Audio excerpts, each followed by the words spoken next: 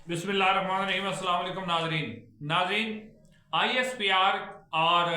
Military establishment के खिलाफ दो अहम तरीन फैसले आए हैं। एक इस्लामाबाद हाई कोर्ट से और एक लाहौर हाई कोर्ट से। ये बड़े अहम तरीन फैसले हैं और इन दोनों फैसलों का ताल्लुक इमरान खान और पाकिस्तान तहरीक इंसाफ से है।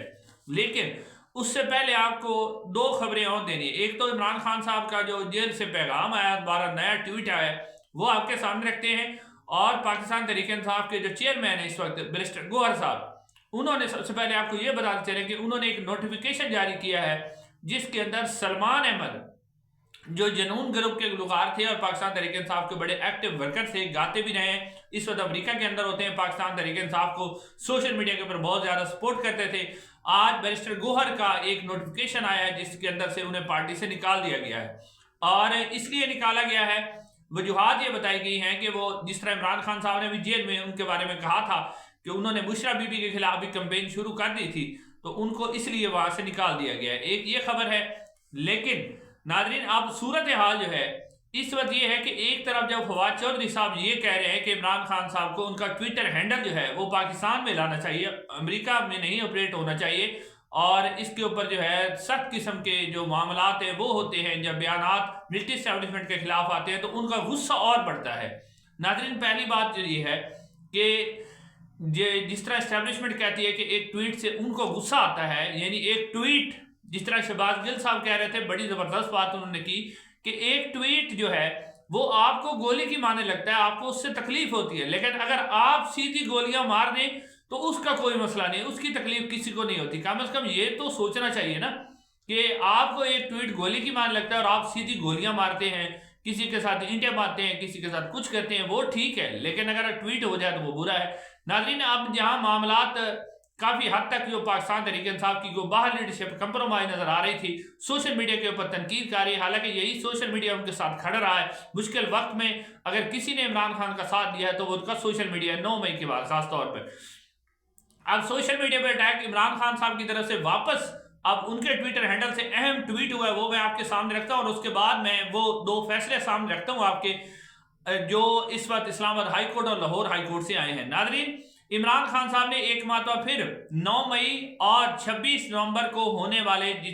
वाकयात हैं, 9 मई को जो कुछ हुआ और 26 नवंबर को जिस तरह पाकिस्तान तहरीक इंसाफ के लोगों के ऊपर अंधाधुंध गोलियां चलाई गई पाकिस्तान की मिलिट्री एस्टेब्लिशमेंट की तरफ से, उसके ऊपर तहकीकात करवाने का उन्होंने कहा है कि मैं टाइम देता हूं एतवार तक का, और अगर इस पर अमल दरामद ना किया गया तो मैं जो सिविल नाफरमानी की तहरीक है वो फौरन जो ओवरसीज पाकिस्तानी है वो अपनी जो पैसे भेजते हैं पाकिस्तान में उसके अंदर कमी करने के सिलसिला में शुरू कर देंगे। इमरान खान साहब ने वही बात की कि 2023 में नवाज शरीफ साहब के साथ मिलकर लंदन प्लान बनाया गया और लंदन प्लान के तहत ही पंजाब और खैबर पख्तूनख्वा के अंदर 90 दिन के अंदर इलेक्शन नहीं करवाए गए।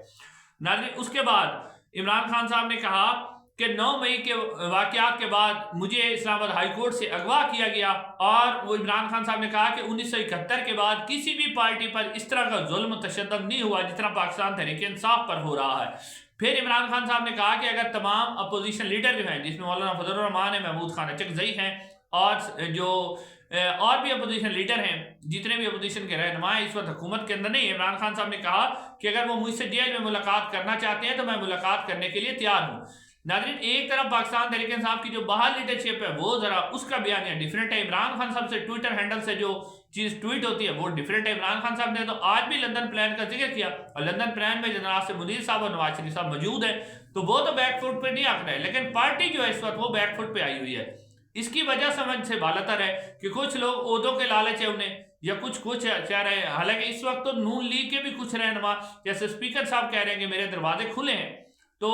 अब लगता यही है कि कुछ ना कुछ मामला तो तय करना इन्हें पड़ेंगे।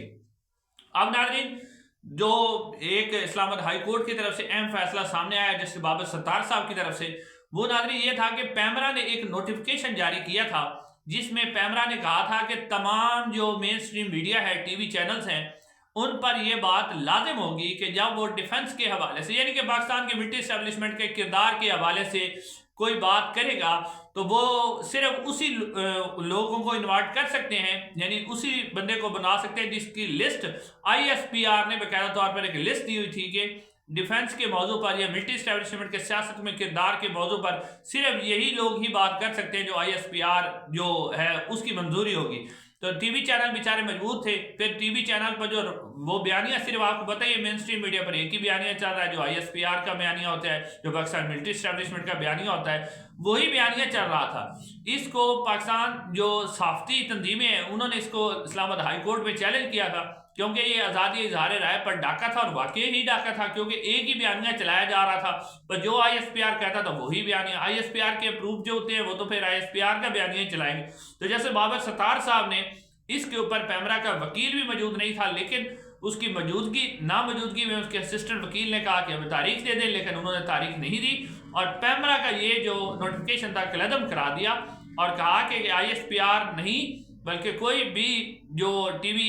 शो है उसके अंदर किसी भी लोग को इजहार राय करने की आज़ादी है, ना कि हम ISPR के जो पाबंदशुदा है कि ISPR जो कहेगा उसके मुताबिक जो है हम लोगों को बुलाएंगे। तो ऐसा नहीं हो सकता। तो ISPR को ये बहुत बड़ा झटका लगा है, और क्योंकि ISPR जो है वो आपको पता है कि हमारी मिलिट्री एस्टेब्लिशमेंट अपना बयानिया चलवाना चाहती है। अब नाज़रीन, दूसरा जो अहम फैसला है वो भी इमरान खान साहब से रिलेटेड है, बहुत ही अहम फैसला है, और इसमें इमरान खान साहब के खिलाफ जो 9 मई के मुकदमात है या दूसरे भी जितने भी मुकदमात हैं उसमें बहुत बड़ा झटका इनको लगा है। और इसके बाद अब सिवाय अलकादर ट्रस्ट केस में जो सजा इमरान खान को देने जा रहे हैं, उसके अलावा इमरान खान को किसी भी केस में अंदर रखना बहुत ही मुश्किल हो गया। लाहौर हाई कोर्ट का ये जो फैसला है, जस्टिस सलीम शेख साहब ने जो फैसला दिया, ये बड़ा अहम फैसला है। नाजरीन, आपको याद होगा कि 9 मई के केसेस में लाहौर में जो इमरान खान साहब के ऊपर केसेस बनाए गए थे, उसमें जो एंटी टेररिस्ट कोर्ट थी उसके अंदर इमरान खान साहब का जिस्मानी रिमांड हासिल किया गया था वीडियो लिंक के जरिए पेशी पर। यानी जज ने कहा था कि जो मुल्जिम होता है उसका जब जिस्मानी रिमांड लेना होता है तो उसको पेश करना लाजमी होता है। तो वहां पर इमरान खान साहब को वीडियो लिंक के जरिए पेश करके